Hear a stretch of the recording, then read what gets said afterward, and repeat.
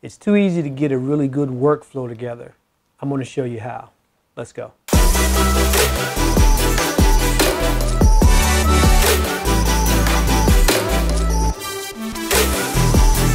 Hello again, everybody. Welcome back to Rusty Brown Photography. I am Rusty. So glad you guys are here. Today we're talking about something that probably isn't a very popular topic, but I think it's one that needs to be had. That's the importance of having a good workflow and a good backup system. I made a light video a couple years ago, I believe, but I also think that it's important for your workflow and backup journeys as they work to evolve over time. Mine has evolved. So I want to go over some of the things that I do, show you what I do, show you why it's important, right? So we're going to just talk about, you know, what a workflow is, what backups are, why they're important to have, and then I'm going to show you my setup here. And then lastly, I'm going to do a shoot to file exercise, which is pretty quick. I want to take you from the time I get the shot to the time that I file it so you can see just how easy it is to do. Yes, I do have a Nothing But Cake red velvet here. As you can see, I don't want you to focus on that. There is a reason that I have it. There is a celebration that is going to take place, and you're part of that. So I'll talk about that in a minute. What exactly is do I mean when I say workflows? It's really a step-by-step process of managing your photography, right? So it doesn't matter your status, doesn't matter pro, amateur, beginner, seasoned, vet. It is really the process by which you manage your photography, and if you do video, your video as well. That's what I mean by your workflow. There should be a system that you're comfortable with, and it doesn't have to align to anyone else's. As you'll see today, mine probably doesn't align with some of the more conventional thinking, but you know what? It's mine and it works, and that's really, really important. Next up, it would be, you know, why do you need a good workflow, and why do you need a good backup system? I would think that that should be obvious. You don't want to be this guy. You don't want to be the person that loses all their data or loses files, or even if you don't lose them, when you have to relocate a set of files from a shoot that you did or a project that you did and you can't find them because you know they're here but you don't know where they are. There are too many easy ways to make sure that kind of thing doesn't happen. So I do think the why is quite obvious. I guess what I'm trying to say there is where and how and the method you establish your workflow and your backups, it's subjective. It's going to be subjective to you. It's going to be subjective to the way that you work. It's going to be subjective to the way that you shoot. While I'm at it, let me do a shout out to my guy, Lou Kane Productions. My guy Lou is out there doing big things in the video world. If you haven't heard of him, you will soon. And he and I were talking this week, and one of the topics that we talked about was establishing a good workflow. So keep doing what you're doing, Lou. Proud of you, buddy. So I'm going to start off by talking about my setup here. I'm going to show you what I have here, what I work with, equipment, what type of storage I use and things like that. I'm going to start off by telling you a story of how I lost some data. Nothing catastrophic, nothing that I couldn't recover, but it was enough to make me pay more attention to my workflow and my backup strategy. So several years ago, I had an Alienware laptop.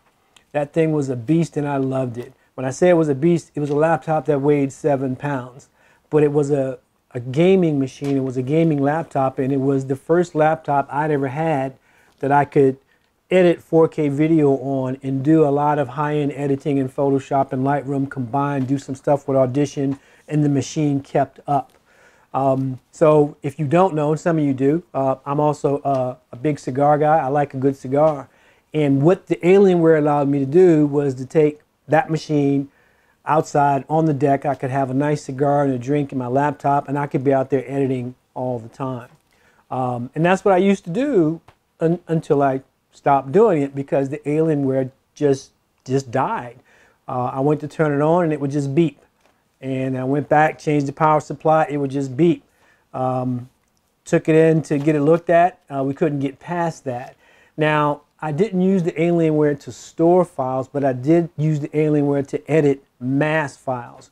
So if I did a shoot or two, I would take all those raw files, put them on an Alienware, do all the edits and stuff, and then when I was ready to export, I would export it to something external and then save it. So while I never lost the originals, I did lose a lot of work and a lot of time. And for quite some while, I did not replace the laptop. I was so disjointed with that entire process because I basically had to go back and do a lot of work over again when that machine died. So I'm going to give you a little ideas of what I use now.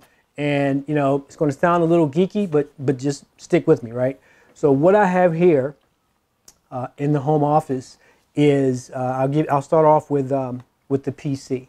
So I have a Cybertronic CLX custom-built gaming PC. I still like to use gaming machines because I think they're a bit more robust for the type of work that we do. It has an Intel i7 CPU at 3.70 gigahertz, overclocked to 4.5, which is pretty good. 32 gigabytes of RAM. That's not a lot, but I'll tell you why it works for me. A 3 terabyte hard drive, which means absolutely nothing to me. One, it's a hard drive, it's not an SSD, but I don't store files on hard drives since the Alienware incident. Here's why the 32 gigabytes of RAM is better than okay, because I have dual NVIDIA GeForce GTX 1080 GPUs, right? So the graphics cards, two of them, two NVIDIAs, and each one has an additional 32 gigabytes of RAM running on it. So when I need RAM to do, you know, rendering and high-end processing for videos and photography, those dual NVIDIAs crush it. So you combine that with the 32 gigabyte onboard, and I'm fine with that memory. 6-core machine, so it has 6 cores, and I would say that if you're doing any type of high-end video production, you probably should have a minimum of 6 cores. And again, this machine that I'm telling you about, I had it custom built in 2018 in December, so I'm coming up on you know, 6 years with this guy, and it's still crushing it. I have two Dell 27-inch 2160 monitors, right? So not 4K, but 2K monitors. And then I have a machine behind me. This is a Mac Pro. I'm not really a Mac person. We did use Macs in school, but they were iMacs when we were going through photography school. But about not even a year ago, I was gifted a Mac Pro, and it was the strangest thing. This box showed up and it was massive. The box alone weighed over 40 pounds. And then when I finally got the box open, I found this really intricate packaging of this all white box, and it said, you know, Mac Pro, and the machine was heavy. It's called a cheese grater, and it's got two big silver handles on it, and I had to look up what it is and what it does, and it's really a machine made for professionals who do multimedia at a professional level. And the fact that it was gifted to me was just insane. So I brought it here. That also meant that I really needed to pay more attention to the type of monitor that I got with it. So I'll tell you about that too, because I now have a reference monitor that has been calibrated so that it works well with the Mac. Now, here's the way the Mac is built out. Let's see, this is a 3.5 gigahertz CPU, 10 cores. So remember what we talked about video processing and having a 6-core PC. 10 cores on that guy is amazing. However, it only has a Radeon Pro W5500 8 gigabyte GPU. So the graphics card on it is only only has 8 gigabytes of memory, and it's not nearly as fast as the NVIDIA, and it's not two of them, it's just one.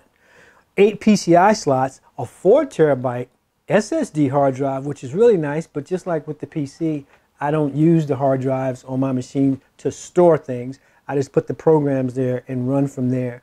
The monitor I told you about is the BenQ PD3200 32-inch 4K reference monitor, so not 2160, a legit 4K, and it actually crushes it. Now, this Mac Pro does a lot of things, but it doesn't necessarily kick the PC's ass. Both do some things really, really well. Having the dual graphics cards with onboard RAM at that rate that the PC has helps compensate for only being a 6-core machine. Oh, one thing I didn't mention, the RAM, the onboard RAM for the Mac is 96 gigabytes. So they kind of level themselves out, if you were, because I get 96 gigabytes of onboard RAM, even though I'll have a smaller GPU. But, you know, I have dual GPUs on the other. So 6 of this, half dozen of that, let's say that. So the way I do my workflow here, Anything dealing with 4K video like the one I'm doing now gets processed on the Mac Pro now because it's here and I might as well use it. Everything else, my photography, editing, and everything else is done on the PC. A few years ago, in December 2020, I did decide to add a laptop. It was this particular laptop. I now use a Dell XPS 139310 that I purchased in 2020. It has an 11th generation Intel i7 processor running at 2.80 gigahertz, 16 gigabytes of RAM, a 500 gigabyte SSD hard drive. Cool thing with this one is it has a 1920 by 1200 HD screen, not a 1920 by 1080, but 1920 by 1200. Infinity Edge screen that is also a touch display, and it comes with a Intel Iris Xe graphics card, which is pretty good. So the form and fit of the laptop is much smaller. It's very slimline, very sleek. I'm coming up on 4 years using it and haven't had any issues with it at all. That speaks to the hardware and the systems that I use to do the various processing. What I want to do now is talk a little bit about memory cards, or memory and storage. Let's put it that way. These are SanDisk Extreme Pro memory cards. I only use the 64 gigabyte cards with a write speed of 200 megabytes a second. I have 8 here. These, I believe, are 14 bucks, $14. I can remember when they were a lot more. Yes, you can get a 128 gigabyte card or a 256 or a 512 and even larger. These work for me because I really don't want to have a super big card with all my stuff on it in case a card fails. On a regular 64 gigabyte card on my cameras, especially the full frame cameras, those run, the images there are 42 megapixels a piece. So on one of those cards, one card, I can get 1,450 images. And my Sony cameras have 2, SD card slots. So that's more than enough for me. I can't think of a time that I've actually had to change the card in the middle of a shoot because, that's a lot of shots. So I really do like those at 14 bucks. Next up is the SanDisk Extreme Portable SSD 2 terabytes. I have one here to show you, and I'll put one up on screen. These little guys are pretty cool, and I think they're excellent as transport devices, something to transfer your files from. I do not recommend using these little guys, and they're small, lightweight SSDs. I don't recommend using them as your permanent method of storage. I know somebody who does, and I just hope that he doesn't lose his stuff.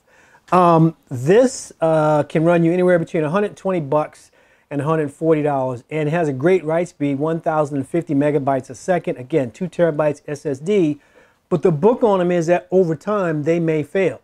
I haven't had this one fail, but in my workflow, I use it when I'm on the road doing a shoot. I get back at the end of the day, I transfer the files from the shoot, whether video or photography, and this gives me a good enough storage mechanism so that when I get here, I can offload them a different way. I do have a new one right here. I mean, I haven't even opened it. They really serve a good purpose if you use them in a particular way. What I will recommend, if you're going to use one of those, it's like a daily driver, is this guy. This is the Samsung T7 Shield 4 terabyte portable SSD, same write speed, 1,050 megabytes a second, lists for 290 bucks.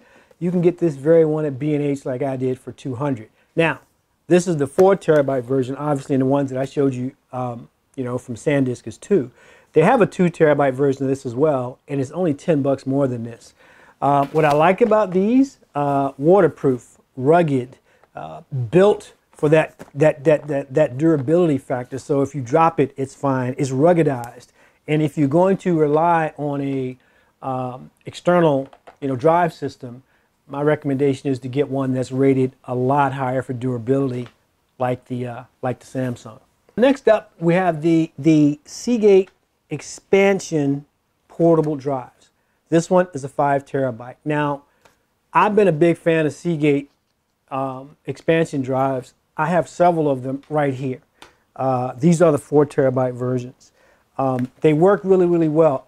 I don't recommend using them with a high frequency, you know what I mean? Plugging them in, taking them out, plugging them in. They do work that way.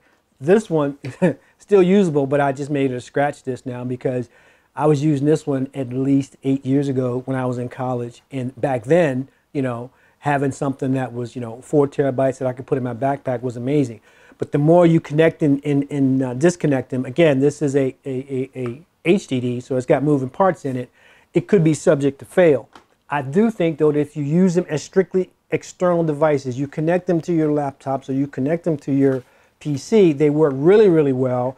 What this thing costs. This thing lists for 118 bucks, 5 terabytes. You can get this at B&H for $99, right? Still mechanical, yes, but 5 terabyte as an extension, an expansion, for less than 100 bucks is really, really, really good. This is a Western Digital Elements 16 terabyte external hard drive, USB 3.0. Lists for 250 bucks. Again, B&H for 210. When I was talking about the computers that I have here in the office, one of the things that I said is that I don't store files there. I use external drives to store actual files. And on the PC, I've got 2 8 terabytes and a 5 external. So I've got 21 terabytes. Yes, I edit directly from there, even though people say you shouldn't. Yes, I file things there. So for me, when you put external drives on your computer, I think it's safer. If this thing just up and died one day and wouldn't power up like the old Alienware, guess what? I still have the external drives. So the big 16 terabyte, I caught it on sale, and at some point I may roll that into the system. But again, the cost for 16 terabytes at, you know, right at $200 is crazy when you compare it to what it used to cost years ago. Lastly, I'll show you the network attached storage that I have, the NAS system. It's from Synology. And as you can see here, this little guy is called the DS920 Plus. The last 2 digits are representative of the year that it was made. So since I've had mine since 2021, the DS920 was actually manufactured in 2020. I paid $547 for this. Today's version is the DS23 Plus, obviously made in 2023 to go for 23 and 24. That is $567, 20 bucks more than it was, you know, 3 years ago. I got the 4-bay drive, right? And I use Western Digital Red Plus NAS drives. Now you can pick the size of the drive that you want. Each one of mine is 6 terabytes each. Those each cost $140. And I'll show you how much storage is on there when I give you a snapshot of the NAS. So that's everything from the computers, what's on them, to the memory, from the memory card all the way up to the NAS system. So lastly, I'm going to show you what I call a shoot to file exercise. This will show you what my workflow looks like from the time I take the image to the time that I export it and actually file it. And it will also give you an idea of how I do backups. Just so you know, the principal rule of backups, they say, should be a 3-2-1 thing, right? 3 copies of your files, 2 different system types, and 1 of those should be offsite. I do have a 3-2-1, but I don't use the cloud, and I'll show you why. So what I'm going to do is walk you through this now. So I want you to think about when you're on a shoot, the amount of time that you take, schedule to shoot. If you work in the studio like I do, you're setting up time, equipment, talent, all that stuff, and you know there's money involved. It costs you money or it costs your clients money, and you're spending a lot of time taking the shots. The last thing you want to do is to not be able to get those shots or not remember where they are, how you filed them, or worse yet, lose them in some kind of way, right? Let's do a quick shoot to file exercise and you'll see what I'm talking about, right? All right, so we're on the computer. You have your memory card, right? So what I like to do is I like to move the files from the memory card to the place that they need to go. The ones that I'm showing you today are for a project we call the 30-day challenge. So I basically open up the folder and find the 30-day challenge, and then find the day, which is another file where these images will go. And then I go over to the memory card. I highlight the files like this. I drag them over, and the images that I took are going right now from the card directly to the folder that I want in my tree system. And just like that, I have them in the folder, and I'm done with the memory card. So as an example, right, if I go to my drive and I want to look at where I keep models, I click here on the Tier 1 models, and then you see the names of the different models that I've worked with. And then I would open those up, and if it's someone that I shot multiple times, there'd be a different folder for each shoot that we did, all under the same name. And then when you open that up, you see the actual raw files that are in there. That is what I mean by tiered file structure, right? Now, one of the things that you can actually do is you could use Lightroom to do your import. I just don't, but it's nothing wrong with doing it that way. So what I'm doing now is I'm going straight to the 30-day challenge, to the same files that I moved onto the hard drive, and I'm just going to index, meaning this won't copy them over. This is going to let Lightroom index those same shots that we moved over to that folder, and it just adds a pointer to where they are stored. It is not making a second copy of them. If you look at the top left, you can see that the indexing has been done, and it's now creating the pointers to each one of those, meaning the previews for those very files. So as you can see, there were 43, and we now have a Lightroom index to all 43 of those shots. From the index files, I'll be able to determine which ones are going to be the keepers, which one I'm going to actually use for the final selection. Once I do that, you can see I go down from a total of 6 or 7 down to 3, and I put a 1 star on there. I start with a flag, then I use a star, and then I'll say, well, let's do a 2 star to select what I think is the best image that we're going to use for this project, and then we're down to 1 image that actually has 2 stars. And there it is. That is the image that I chose. I make a virtual copy of that image, and that's where I do my edit from. If you look at the bottom left corner of that image, you can see the little peel back. That indicates, like it says here, that that is a virtual copy. That helps me stay non-destructive. From there, I go into the develop module. I make the necessary edits to this shot, which is basically a shot of some of my shoes. You can see the different settings that I use over on the right. And now if I showed you the before and then I showed you the after, that's how I do the selection and edit of the file once it's indexed from Lightroom. Last thing I do is I move the image over to a collection. So when you see the green color here around these photos, this collection is called 30-Day Challenge. So all the images that I've done for this project are in the 30-Day Challenge. You see the shot of the shoes. Now it's in that collection. From there, I go down and I do an export to create a JPEG of this image so that I can put it in a folder on my computer in the same file structure and then share it with the team that's all doing the 30-Day Challenge. So once you go through the export process like this,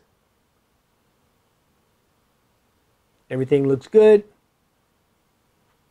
JPEG, we told it where to go. We hit export, and you can see at the top left, it's moving that file out, making that JPEG copy, and it put it exactly where we wanted it to go. You can see here, I bring the computer back up. I'm going to go to that file where the 30-day finals are kept. I go over to the H drive. I go over to RBP, 30-Day Challenge, go down to the JPEG folder. These are the finals, and I should be able to find the image for this particular day of the shoes. And that is the actual final file that will get posted for that particular day of the 30-Day Challenge.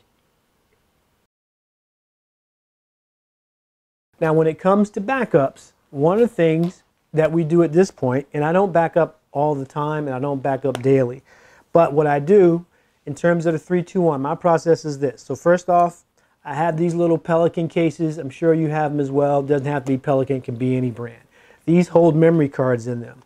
If you take a look at this, when you see the memory cards like this where you're not seeing the face of it, you're only seeing the pin side, that means that the data, the images are still on here. So when the card comes out of my camera and I put one copy of the image on the external drive on the computer, the card stays here. Next up, I back up the external hard drives to the NAS system. That's 2 copies. The drive still stays here.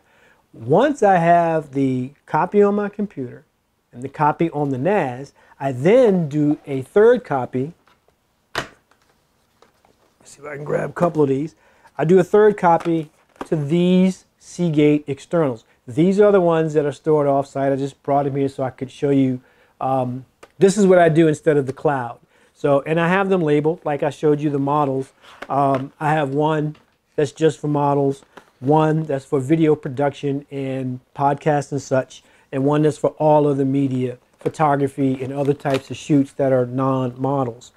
Once I have all three copies, the memory cards can then be reformatted, and as you can see here, you can see the face of the memory card.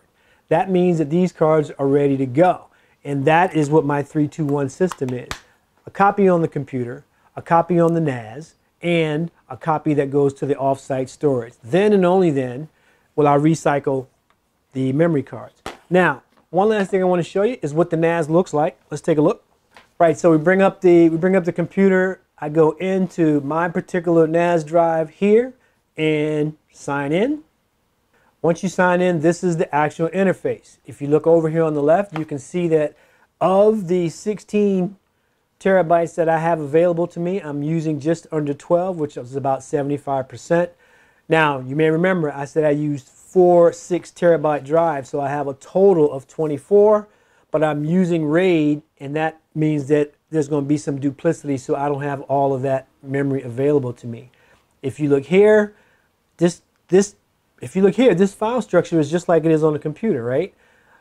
RBP media, you see the information on the side. I have, again, tier 0 and tier 1 file structure. If I click on photography, you see everything that I have in backups going all the way down the left side.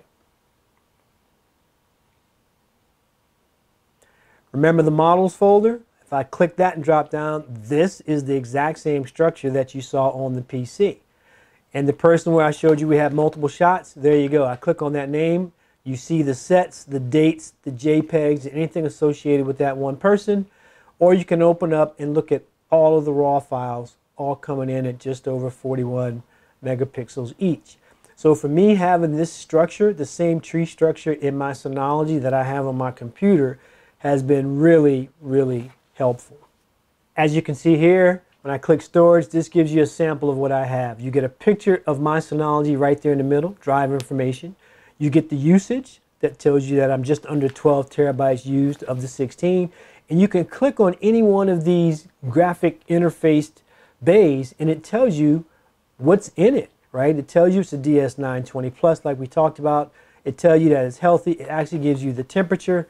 You can click on the next drive, any one of them, like I'm clicked on drive 2 right now, but you can do the same thing. All 4 drives are registering as normal. Whether you have a simple laptop, an elaborate system with a couple of PCs, or a hybrid system with a PC and a laptop, you should have a file system that works no matter what that hardware and what that software is. Secondly, pick the type of storage media that's going to work best for you, starting with your memory cards. Have a good memory card system that you can rotate them around. There's no danger of me using the wrong card in my system because it's going to be in one of 3 memory card holders and it's going to be either face down or face up. And then lastly, having a bunch of extras when you need them. That's critical to success. And then running through your different types of external drives, the types of drives you take with you when you're on the road. These are all priced very attractively now, and there's no real excuse that we can't have some flavor of them. And then lastly, having a system of backing up. If I don't shoot for a month, for example, I don't do a backup. I try to do a backup at least once a month. Also, my backups are manual. I literally go in and take the drives that have the images or the video production stuff that I did for that month and back them up to where they need to go. The Synology is much smarter and faster than I'm utilizing it for. It can do all those things automatically. I just don't do them that way. So if I don't do a shoot, there's really not a need to do that. If I only do 2 shoots in a month, I typically wait till the last day of the month and then I'll just do my backups for everything that I did that month. So the memory cards will stay flipped over, right? I have a copy on my hard drive here on the computer, but this is when I go and put the copy on the Synology NAS and the copy on these drives that are done in off-site storage. That's pretty much it. I know it's not a very attractive topic, but it's one that I think everybody who does production, video, photography, any type of art form, the last thing you want to do is lose your data, not be able to find your data. Last thing I got for you guys before we leave, I talked a little bit about this Nothing Bundt Cake Red Velvet. This is to celebrate you guys. I want to say thank you I recently went over 200 subscribers. It may not sound like a lot to most people, but it's extremely near and dear to me because it means that 200 people took the time to subscribe to this. I made this channel a couple years ago for my earlier self. I made it to talk to people like me who weren't pros but who weren't beginners either, and talk about everyday things in photography and video production that I would have liked to known back then. So finding out that I went over 200 subscribers recently was a huge thing for me. If you guys know anything, and I'll put a card up to when I hit the 1 year mark some time ago. When I celebrate, it usually involves some nothing bundt cake, and it's usually going to be some red velvet. So seriously though, from the bottom of my heart, thank you for taking the time to rock with the channel. It does mean a lot. Hopefully something that I show you, or something that I talk about, or something that I've done here will help you too become better in whatever you do. If your workflow is not up to par, let's get it in. If you got any questions, you can definitely hit me up. I'll be glad to help you talk a little bit more about how I do mine here. But please go out and establish your rock solid workflow and get some backups in. And until next time, here we go. Man, that is so good. Do you know the red velvet actually has chocolate chips in it? Seriously, good stuff. Bye now.